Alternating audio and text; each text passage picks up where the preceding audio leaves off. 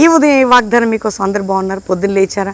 రోజు ఈ మాట అడుగుతున్నానని బాధపడకండి. ప్రార్థన చేయాలి. మీరు ప్రభుతో గడపాలి. దేవుని వెతకాలట, దేవునికి దగ్గర అవ్వాలట, దేవుని ప్రేమించాలట. అమ్మ, మేము తట్టుకోలేని శ్రమలు, కష్టాలు, బాధలు, ఇరుకులు, ఇబ్బందులు, కోర్టు కేసులు, ఒత్తిళ్ళు మూలుగుతున్నాం. నా భర్త నన్ను విడిచాడు, భార్య విడిచింది, ఆదరణ లేదు, నా బిడ్డలు దూరమయ్యారు, నా కుటుంబం ఇట్లయిపోయింది, నా ఇల్లు పాడైపోయింది, నా జీవితం ఎట్లుంది, నాకు ఒక భవిష్యత్తు లేదు అని బాధపడుతున్నావు. ప్రభు అంటున్నాడు, చూడండి, ఇర్మియా గ్రంథం 29 అధ్యాయం 12వ వచనంలో, మీరు నాకు మొరపెట్టితే నేను ఆలకిస్తా, మీరు నన్ను వెతికితే మీరు నన్ను కనుగొంటారు.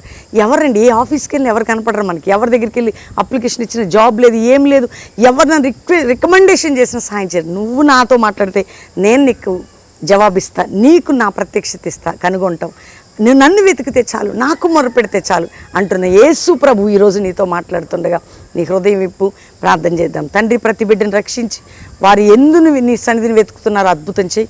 అప్పులు, ఆర్థిక సమస్యలు, కోర్టు కేసులు, ప్రతి రోగముని గద్దిస్తూ సమస్యలన్నిటి నుంచి విడిపించి నీ సాక్షిగా నిలబెట్టి వారి యొక్క సమాధాన సన్నిధిగా మీరు ఉండమని, మ్యారేజ్ డే, బర్త్డే బిడ్డను బ్లెస్ చేస్తూ అందరికీ తోడుగా ఉండి అందరికీ ప్రార్థన జీవితం దయచేయమని యేసు నామములో అడుగుచున్నాం తండ్రి, ఆమెన్.